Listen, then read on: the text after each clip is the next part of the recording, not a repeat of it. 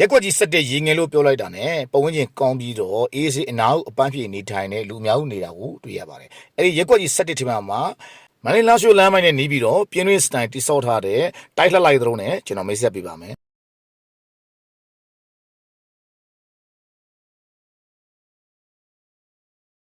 ဒီနေ့တရှိတဲ့ခြံကြီးကတော့မျက်နှာ40 45ပုံမှာတရှိပြီးတော့အိမ်ကတော့32 35ပတ်လက်ခံတိဆောက်ထားတဲ့တိုက်တယ်လေးဖြစ်ပါတယ်။မန္တလေးလာရှိုးလမ်းမရဆိုရင်ဒါမိနစ်ပိုင်းဝင်ရောက်နိုင်တဲ့နေရာဖြစ်ပါတယ်ဗျ။ခြံထဲမှာဆိုရင်လည်းအိမ်စီးကားကောင်းကောင်းထိုးလို့ရတဲ့ကားပါကင်ကျဲပါရှိတယ်။ဒါအပြင်ထောင်းကွက်လေးဖြစ်တဲ့အတွက်သူကနှစ်ဖက်ပါပေါ့နော်။အရှိရဝင်ဘေးရဝင်ရတဲ့အနေအထားဖြစ်ပါတယ်။အဲ့တော့အိမ်ရဲ့ရှိမှလည်းဒါရွှေလောင်ဝင်လာလေးနဲ့ဒီဇိုင်းစင်တာဖြစ်ပါတယ်။ဝင်ရင်ဘယ်ဘက်ချမ်းမဆိုရင်ဒါဝရဏာလေးတစ်ခုပါရှိတာဖြစ်ပါတယ်။ဒါဆိုအထဲကိုကျွန်တော်ပြပေးမယ်။သူက living room ကလည်းကြည်တယ်ဗျ။ living room ရဲ့ကြံခင်းကတော့ကိုရီးယားပါကင်အပြည့်ခင်းပြီးတာဖြစ်ပါတယ်။ဒီမှာဆိုလည်းတခါဖွင့်မယ်ဆိုထပ်ဖွင့်လို့ရပါတယ်။ဗရင်းကားတိုင်းကိုလည်းသူကတမတ်တက်ပြီးတာဖြစ်ပါတယ်ဗျာဒါလေးကတော့အဲ့တော့ living room ရဲ့ ceiling height level ကလည်းမြင့်နေဗျ။ဒါဝင်ချင်းညာဘက်ချမ်းမဆိုရင်တော့ဒါဖျားကန်လေးတိတက်ပြုလုပ်ပေးတာဖြစ်ပါတယ်။ဖျားကန်လေးကဗရင်းကားတွေကိုလည်းတမန်နေတက်ဆင်ပြီးတာဖြစ်ပါတယ်ဗျ။ဖျားကန်လေးရဲ့ကက်ရက်မှာဆိုရင်တော့သူကတော့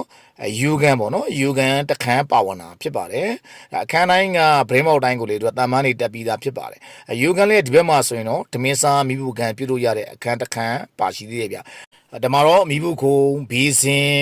နော်အခုပါဝင်တာဖြစ်ပါတယ်ဒီဘက်မှာဆိုရင်တော့ဓမင်းစားစပွဲလေးထားရပေါ့နော်ဒါတော့ဘုံသုံးနဲ့ရေချူကန်အိမ်သာဖြစ်ပါတယ်ဘုံသုံးရေချူကန်အိမ်သာလည်းကျဲတယ်အလင်းရောင်ဝင်နေအားလည်းကောင်းတယ်ဗျပစ္စည်းကောင်းလေးကိုသုံးပေးထားတာလည်းကျွန်တော်တွေ့ရပါတယ်ဓမင်းစားမိဘူးကန်ရဲ့ဘေးကက်ရက်မှာတော့မာစတာဘက်အခန်းတခန်းပါဝင်တာဖြစ်ပါတယ်ဗျမာစတာဘက်အခန်းရဲ့ကြံခင်းကိုလည်းကိုရီးယားပါကခင်းမိတာဖြစ်ပါတယ်ဗရင်းကားတွေကိုလည်းအားလုံးသူကတမန်နေခတ်ပြီးတာဖြစ်ပါတယ်ဒါကတော့မာစတာဘက်ခန်းတွေကယူကန်အိမ်သာဖြစ်ပါတယ်ဗျမာစာဘက်ခန်းရဲ့ဘေးကက်ရက်မှာတော့ယူကန်လေးတစ်ခန်းထပ်မံပြီးတော့ပါဝင်တာဖြစ်ပါတယ်ဒီထဲမှာဆိုရင်တော့မာစာတစ်ခန်းယူနှစ်ခန်းပါဝင်တာဖြစ်ပါတယ်ဗျာဒီအိမ်လေးကိုခေါ်ထားတဲ့ဇီနိုလေးကတော့3800ညှိနှိုင်းခေါ်ထားတာဖြစ်ပါတယ်